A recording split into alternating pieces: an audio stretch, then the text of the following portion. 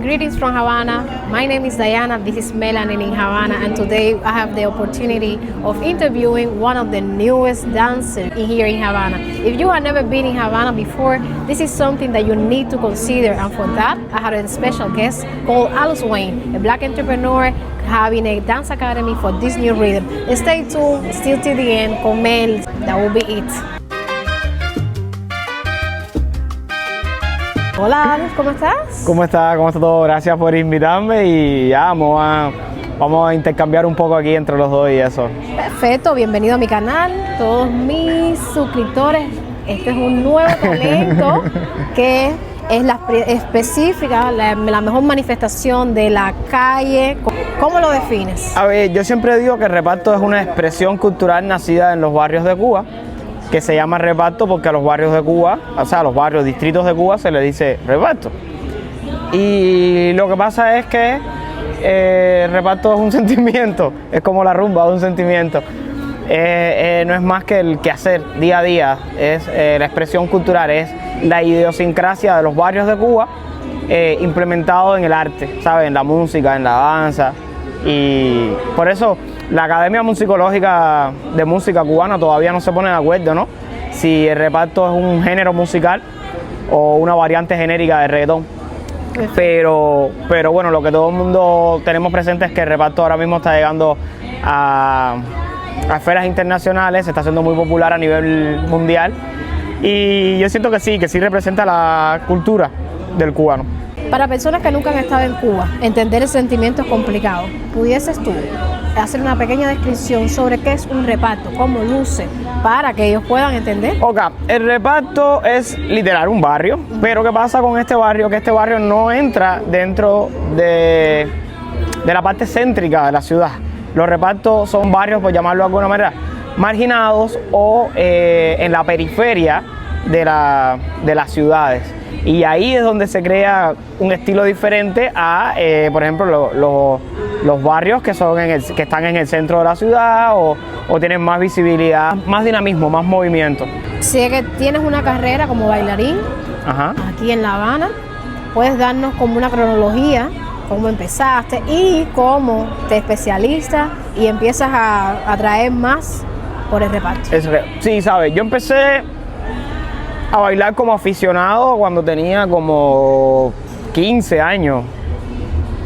15 años. Anterior a los 15 años, yo hacía bailes, pero como todo muy social, ¿sabes? En las escuelas, en la fiesta. Yo recuerdo que por ese tiempo se popularizó un estilo que se llamaba efecto, que es un estilo que se bailaba mucho en las calles, ¿no? Y yo también estuve bailando efecto en ese momento, no llegué a ser popular, ni conocido, ni demás, pero bueno, también estuve practicando ese estilo. Ya por el 2013, por ahí, empecé a hacer otro tipo de danzas, como danzas urbanas, pero foráneas, como es hip hop, crumb, locking y house. Y fue la primera vez que me presenté en un concurso que se hacía aquí en La Habana. En ese evento yo recuerdo que cogí segundo lugar. Y a partir de ese momento como que me fui más involucrando cada día con esto de las danzas urbanas, ¿no? Hasta llegar dentro del gremio de las danzas urbanas, llegar a participar en eventos que para mí son extremadamente importantes aquí en la isla. Eventos como Potaje Urbano, que es un festival de hip hop, This is My Concept, que para mí era uno de los eventos de danzas más completos y mejores organizados de aquí de La Habana. Participé en Traqueando, participé en Red Boom Danger Style en el 2019 cuando estuve en Cuba, obtuve el segundo lugar en el 2017 en una competencia de crump en un proyecto que se llama Aber Project. Y así fui superándome hasta participar participar en espectáculos como en compañías, ¿sabes? He participado en 3 espectáculos con la compañía Havana Queen. ¿Sabes? He trabajado en show, he trabajado en videoclips, en fin, llegar a tener una vida profesional de danza sin ser graduado de escuela o sin ser académico, ¿sabes? He tenido que estar como aprendiendo todo el tiempo, tomando clases, ubicándome con personas que conocen y me pueden ayudar, ¿sabes? Y eso yo creo que fue lo que más me gustó de la danza. Urbanas. ¿Qué pasa? Que después del COVID me empezaron a llamar muchísimo la atención todo lo que tenía que ver con mi identidad. O sea, danzas populares y folclóricas. Y es cuando empiezo a tomar clases y aprender un poco sobre la danza de los orichas, la danza bantú y las danzas populares. Y empecé a crear como una conexión entre lo que más me gustaba, que eran las danzas urbanas, pero por otro lado también me gustaban mucho las danzas cubanas. Y encontré un punto medio cuando encontré reparto. Que el reparto siempre existió, ¿no? Pero cuando lo asumí, cuando entendí que el reparto no era más que la danza urbana que yo amaba con la danza, con la identidad que me pertenecía a mí.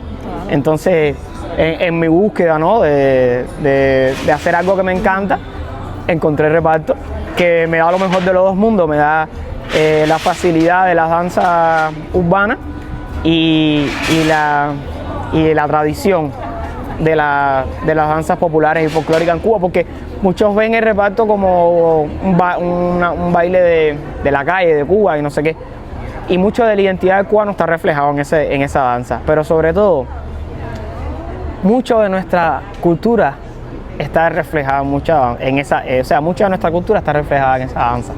O sea, es increíble como tú eres capaz, ya una vez que tú empiezas a estudiar, por ejemplo, Columbia, rumba, entonces empiezas a percatarte de que inconscientemente hay movimientos, hay posturas de la danza cubana que se encuentran involucradas en el reparto. Te voy a poner un ejemplo fácil.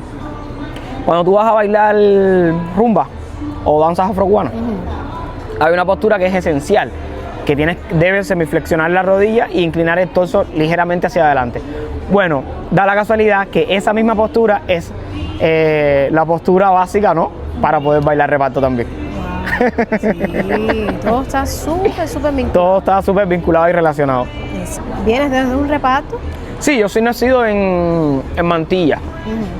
Y Mantilla, yo diría que se puede decir que es como el epicentro del reparto. ¿Por qué digo que es el epicentro del reparto?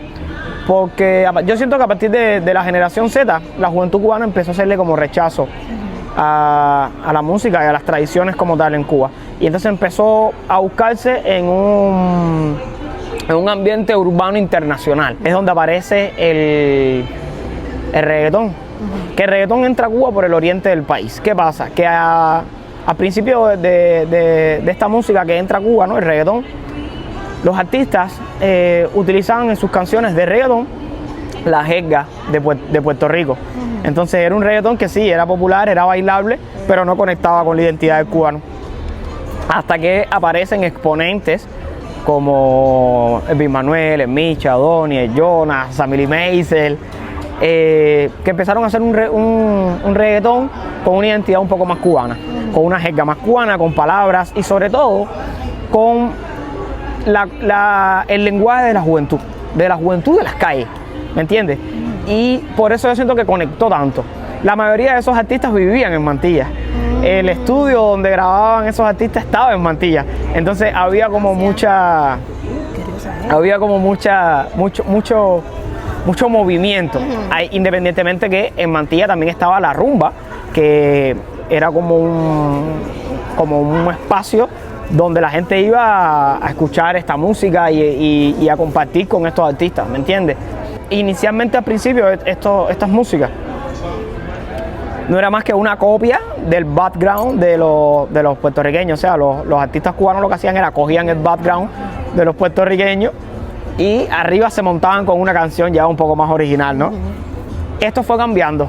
Ya empezaron a surgir exponentes en otros repartos, por ejemplo, como en San Miguel, que empezaron también a hacer música Los Tres Gatos, pero Los Tres Gatos empezaron a crear su propia música. O sea, ya ellos no copiaban un background de los puertorriqueños, sino que hacían su propia música. Entonces empezó a tener ese reggaetón un poco más de identidad, ¿sabes? La gente empezó a conectar mucho más con el reggaetón.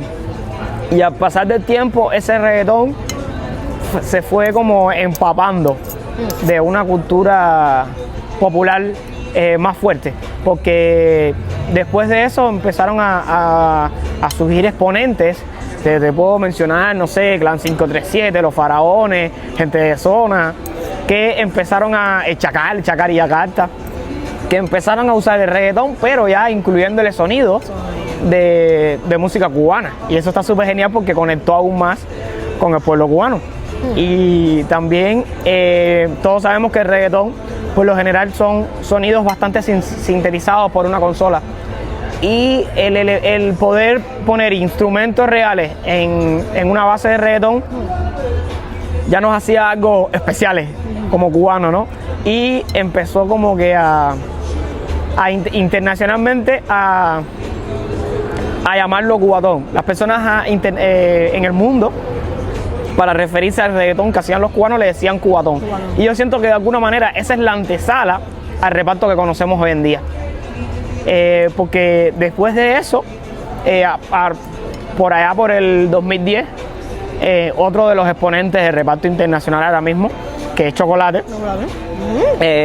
A lo mejor aquí hay un poco de discrepancia porque muchos dicen que fue él, otros dicen que no fue él, pero bueno, yo siento que él fue el que lo popularizó, esta nueva célula rítmica que se compone de la clave de guaguancó con el bombo de la timba, o con un bombo parecido al bombo de la timba, o el pedal, como la gente suele llamarlo. Y eso se convirtió como en la base. Eso se convirtió como la base general de cualquier canción de reparto actual ahora mismo. Cuando hablamos de esa célula rítmica, yo hablo de Chocolate, hablo de Loco Indowa, hablo de Harrison, hablo de Camel, hablo de Guapopi, hablo de muchos exponentes que hicieron posible que hoy en día se conozca el reparto